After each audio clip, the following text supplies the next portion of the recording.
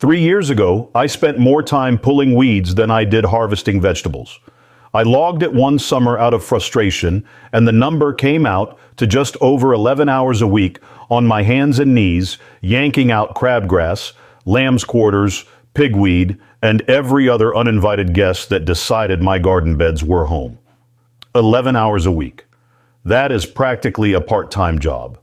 And the worst part is, no matter how much I pulled, the weeds came back thicker the following week, like I had never touched them at all.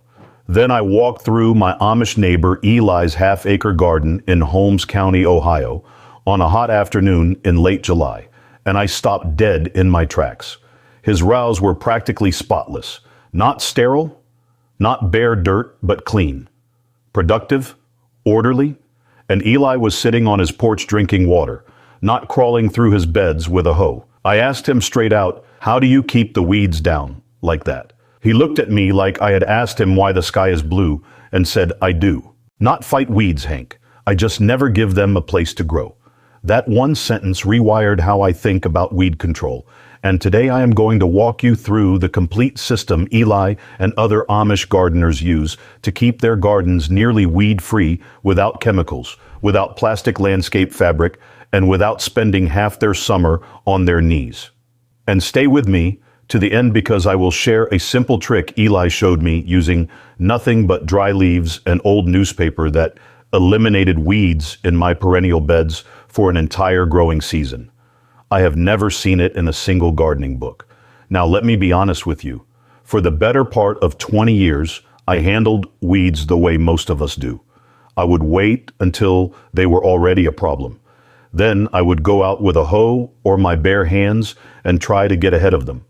Some years I would lay down black plastic sheeting, which worked for a while, but turned the soil underneath into a hot, lifeless, compacted mess. Other years I tried pre-emergent herbicides from the garden center. They knocked back the weeds, sure, but I never felt good about putting that stuff where my food was growing. If any of that sounds familiar, you are not alone. I was right there with you, doing the same thing season after season and wondering why it never seemed to get easier. Then I started spending more time around Amish gardens in Holmes County and also over in Lancaster County, Pennsylvania. And I saw something that completely reset my thinking. These families were not fighting weeds. They had designed their gardens so weeds barely had a foothold in the first place. That distinction, fighting weeds versus preventing weeds, changed everything. There is a concept in Amish life that Eli once explained to me in his quiet way. He called it Ordnung, which is the German word for order or discipline.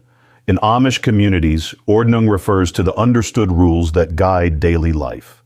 Everything has its place and its purpose. Nothing is wasted. Nothing is accidental.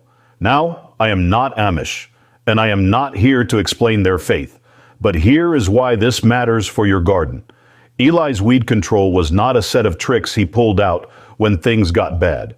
It was built into the structure of his garden from the very beginning. Every square foot had a purpose. Every surface was accounted for. There was simply no room for weeds because every inch of ground was already doing something useful. When you have a family of 10 or 12 relying on that garden for food through the winter, you cannot afford to lose a single row to weed pressure. Weed control is not a chore for the Amish. It is a design principle. And once you understand that, you can apply it to your own bed starting this season. Here is where the actual method begins. And the first thing you need to understand is what weeds actually need to germinate. It is simpler than most people think. The vast majority of common garden weeds, we are talking about lamb's quarters, pigweed, crabgrass, purslane, chickweed, need two things to sprout.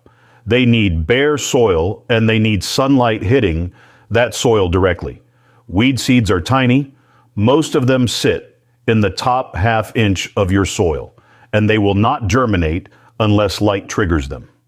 This is called photodormancy, and university research out of Michigan State and Purdue has confirmed it across dozens of common weed species. The seeds are already in your soil by the thousands. You are never going to remove them all. But if you can block light from reaching that top layer, the vast majority of them simply will not wake up. That is the foundation of the entire Amish approach. Do not try to kill weeds, block them from ever starting. And the primary tool for doing that is deep organic mulching, which is the first and most important part of this system. Here is exactly how to do it. After you plant your garden in spring, once your transplants are in the ground and your direct seeded rows have sprouted to at least 2 to 3 inches tall, you're going to lay down a thick blanket of organic mulch between and around every plant. The Amish in Holmes County use whatever they have on hand, which is usually straw, old hay, or wood shavings from their shops. The material matters less than the depth. You want a minimum of 4 inches. 6 inches is better. Eli told me he aims for a full hand width, which on his hands is right around 5 to 6 inches. Spread the mulch right up to the base of each plant, leaving about 1 to 2 inches of clearance around the stem so moisture does not sit directly against it and cause rot. Cover every square inch of bare soil between plants, between rows, and along the edges of your beds. Now here is why this depth matters so much. At 4 to 6 inches, straw mulch blocks nearly all light from reaching the soil surface. Weed seeds that need light to germinate stay dormant. The few aggressive weeds that do push through, and there will be a few, are growing through inches of loose material instead of open soil, which means they come up weak, leggy, and easy to pull with almost no effort. The conventional approach is to cultivate the soil surface with a hoe every week or two, which does kill existing weeds, but also brings buried seeds to the surface and exposes them to light, which triggers a whole new round of germination. You are essentially creating the next wave of weeds every time you hoe. The Amish approach is to leave the soil undisturbed under that mulch and let the covering do the work. If you are in zones 3 through 5, where your growing season is shorter, wait until your soil has warmed to at least 60 degrees Fahrenheit before mulching. Putting down a thick layer of straw too early in spring insulates cold soil and slows growth. In zones 7 through 9, you can mulch earlier because your soil warms faster, and the mulch will actually help retain moisture during summer heat. One more thing on mulch selection. Straw is ideal because it is loose, light, and allows water and air to pass through easily. Hay works, but often contains more weed seeds. So if you use hay, ask for old hay that has been rained on and partially decomposed. The germination rate of the seeds drops significantly after a season of weathering. Avoid fresh grass clippings piled thick because they mat together and create a slimy barrier that suffocates the soil. A thin layer of grass clippings, 1 inch or less, mixed with straw is fine. Now that your beds are mulched, here is where things get really interesting. Because the second part of this system is about what you plant, not just what you cover. The Amish do not leave gaps in their planting. They use what I call a closed canopy approach, and it is something I wish someone had explained to me 30 years ago. The idea is straightforward. If your plants are spaced so that their leaves eventually overlap and shade the ground beneath them, weeds cannot get the light they need, even if the mulch thins out during the season. You are creating a living roof over the soil. Here is how this works in practice. Instead of planting bush beans in a single row with 12 inches between rows, like most seed packets recommend, the Amish plant them in wide bands about 18 to 24 inches across, with seeds spaced 4 to 5 inches apart in all directions within that band. By midsummer, the bean canopy is so dense that the ground beneath it is in deep shade. Weeds do not stand a chance. For tomatoes, which the Amish typically grow a lot of because they can so many for winter, they interplant low-growing crops like lettuce, spinach, or bush beans underneath the tomato cages. Those understory crops fill in the open soil that would otherwise be prime weed territory. For squash and pumpkins, the big broad leaves do this job naturally, but only if you plant them close enough. Space winter squash hills about 4 to 5 feet apart, instead of the 8 feet that many guides recommend. The vines fill in faster and create that closed canopy sooner. The principle is simple. Never leave the soil bare and unclaimed. If a space is not producing food, it is producing weeds. The Amish treat empty space like wasted money, because for a family, depending on that garden, it is. If you are picking up what I am putting down and you want to go deeper, then I would really encourage you to check out the guide I put together. It is called the 30-Day Amish Self-Sufficient Garden Protocol. And it is everything I have learned from my Amish neighbors over the last 3 decades, organized into a simple, day-by-day plan you can start this season. It covers the full 5 defense layers to build a garden that defends itself from the soil up. It has got the complete 4-bed crop rotation system that stops disease and pests before they ever get a foothold. And it includes the companion planting field guide, so you know exactly what to grow next to what and why. So click the link in the description right below this video. Just scroll down a little and you will see it. Or alternatively, if you are watching on a television or a computer screen, you can take out your phone, open up your camera like you are going to take a picture, and hold it up to the QR code you see on screen right now. A little link will pop up at the top of your phone screen. Just tap that, and it will bring you right to the guide. No typing, no searching. Either way works. I think it is the best investment you can make in your garden this year. All right, let us keep going. This next part is the one I see most gardeners skip, and it might be the simplest piece of the whole system. The Amish are ruthless about early intervention, not with chemicals, not with tools, but with timing. Eli told me once that a weed pulled on Monday is 1 weed. A weed pulled on Friday is 50 weeds. He was not exaggerating by much. Many common garden weeds can go from sprout to flower to seed dispersal in as little as 3 to 4 weeks. A single pigweed plant can produce over 100,000 seeds in 1 season. Let that sink in. If you let even a handful of weeds reach maturity and drop seed, you have just funded next year's weed problem, and the year after that. The Amish rule is this: any weed that makes it through the mulch and canopy gets pulled the same day it is spotted. Not this weekend. Not when you get around to it. That day. And here's the key. When the mulch is thick and the soil underneath stays moist and loose, pulling weeds is almost effortless.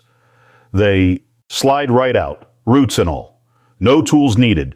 No kneeling for hours. You pinch it at the base, pull gently, and it is gone. Here is how to build this into your routine. Combine it with what I call the morning walk. Every day, coffee in hand, spend 10 to 15 minutes walking your garden. You are not just looking at your plants. You are scanning the mulch surface for any green intruders poking through. In a well-mulched garden, you might find 3 or 4 a day. Pull them, toss them in a bucket, and move on. That is it. 15 minutes a day instead of 11 hours a week. That is the trade the Amish make, and I can tell you from experience, it is the best deal in gardening. For larger gardens, a 1/4 acre or more, the morning walk takes a bit longer, but the same principle holds. You are spending your time on prevention, not reaction, and it compounds over the seasons. Every weed you pull before it seeds means fewer weeds next year. I noticed a dramatic drop in weed pressure after my 2nd season using this system. By the 3rd year, my morning walk turned up maybe 1 or 2 weeds on a given day. The seed bank in my soil was being starved out, and the mulch was keeping new seeds from the wind or birds from ever making contact with bare ground. Now, this next element is one that separates the Amish approach from what you will read in most gardening magazines. And honestly, it is the one I resisted the longest. The Amish use their garden pathways as weed control infrastructure, not just walking space. In a conventional garden, pathways are either bare compacted dirt which becomes a weed highway, or they are covered with landscape fabric, which degrades, tears, and lets weeds through within a season or two. The Amish approach is different. In Holmes County and also in the settlements I have visited in northern Indiana, most Amish gardeners mulch their pathways even heavier than their beds.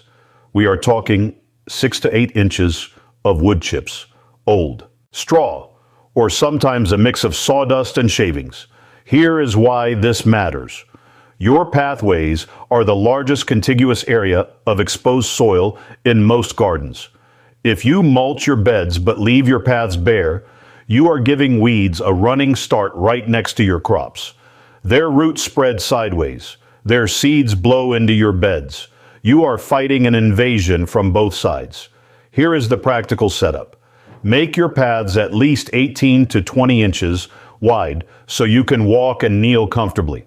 Lay down a single layer of corrugated cardboard, the plain brown kind with no glossy printing, directly on the soil surface of your paths. Then pile 6 to 8 inches of wood chips or coarse mulch on top. The cardboard blocks 100% of light to the soil surface and suppresses even aggressive perennial weeds like quackgrass and bindweed.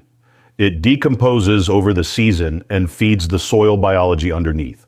The wood chips on top hold it in place, keep your feet dry, and last for a full season or more before needing a refresh.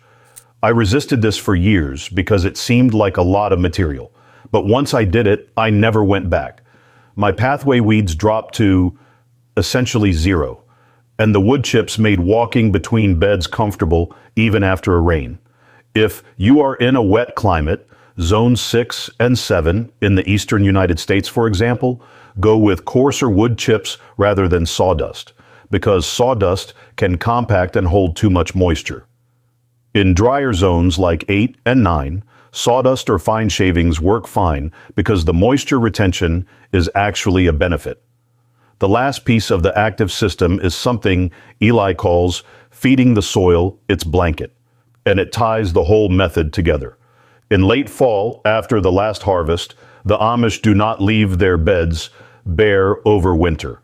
They cover every inch of garden soil with a thick layer of organic material, usually a combination of old straw, fallen leaves, and a thin layer of composted manure underneath. This serves 3 purposes at once. First, it blocks the winter and early spring weed flush. Many cool season weeds like chickweed, henbit, and annual bluegrass germinate in late fall or very early spring when your garden is sitting empty. A thick winter mulch keeps them dormant. Second, it feeds the soil. By spring, the bottom layers of that mulch have partially decomposed, adding organic matter and feeding the microbial life in your soil. This improves soil structure, which makes the soil easier to plant in and harder for weeds to root in. Third, it reduces the amount of spring prep you need to do. Instead of tilling or turning your beds in spring, which brings up buried weed seeds, you simply rake back the mulch, plant into the soft soil beneath, and then push the mulch back around your transplants. Here is the timing. In zones 3 through 6, apply your winter mulch about 2 to 3 weeks after your first hard frost, once the soil is cooled, but before it freezes solid. In zones 7 through 9, apply it in late November or December. Aim for 6 to 8 inches of material. It will compress over winter to about 3 to 4 inches by spring, which is exactly where you want it. Now let me share a few patterns I have noticed over the years, habits most of us fall into that the Amish approach quietly corrects. The first pattern is tilling every spring. I did this for over 15 years because I thought loose, fluffy soil was healthy soil. What I did not realize is that every time I ran the tiller through my beds, I was flipping up thousands of weed seeds from deeper in the soil profile and exposing them to light. Tilling gives you a weed-free surface for about 10 days, and then you get a carpet of new sprouts. The Amish gardeners I know have not tilled their beds in decades. They add to the top and let the worms and microbes do the mixing. The result is fewer weeds year after year as the surface seed bank gets depleted and never replenished by tilling. The second pattern is waiting too long to mulch.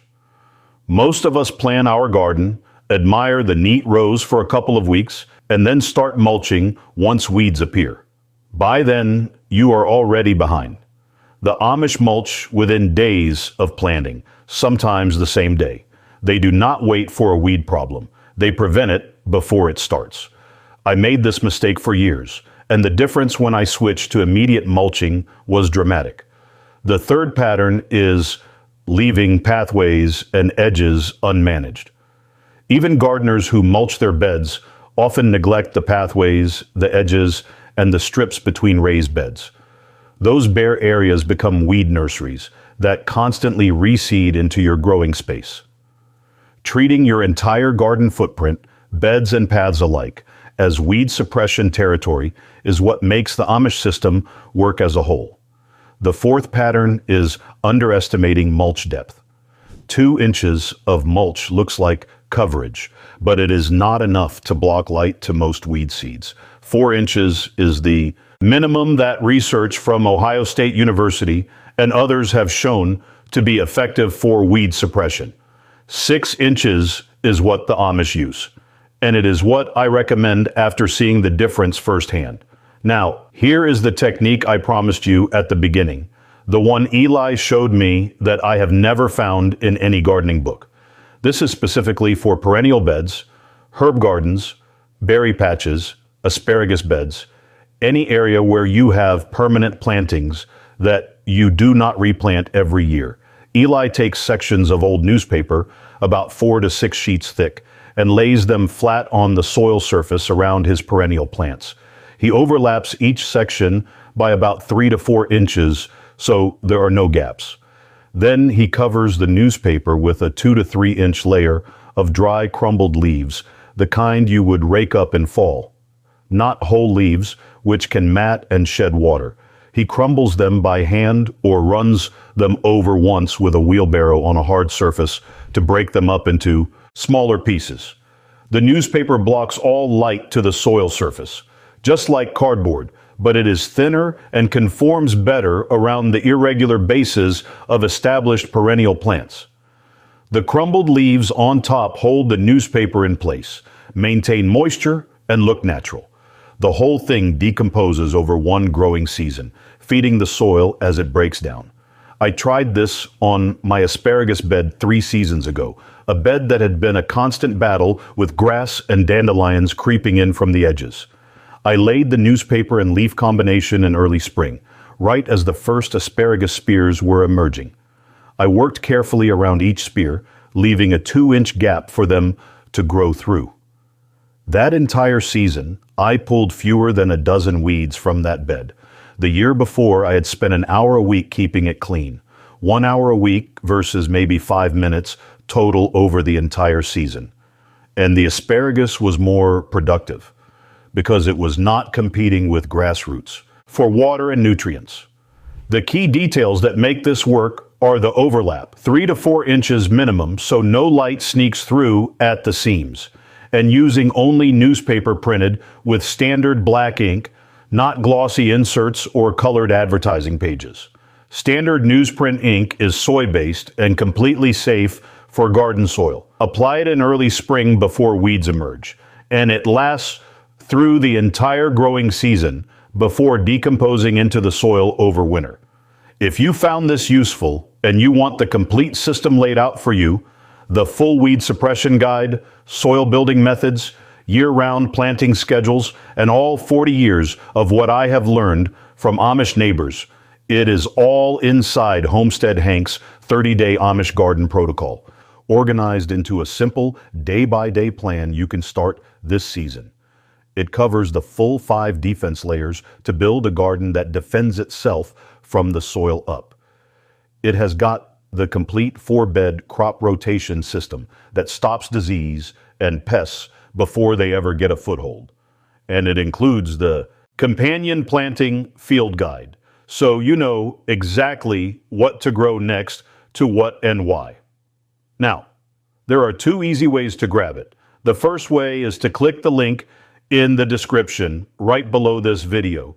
Just scroll down a little and you will see it.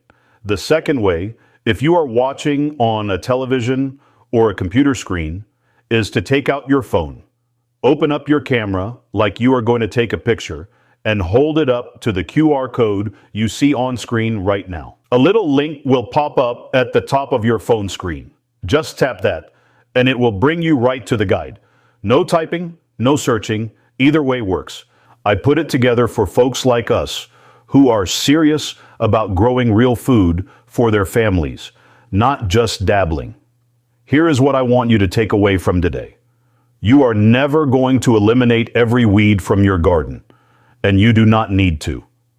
What you can do is build a system where weeds barely get started, where the few that show up are easy to handle, and where your time is spent harvesting instead of pulling. That is what Eli showed me, and it is what 3 seasons of doing it myself have confirmed. If you try any part of this, I would genuinely love to hear how it goes. Drop a comment below and tell me what is working, what is not, and what your garden looks like after a season of deep mulching. Thanks for spending some time with me today. I will see you in the next one.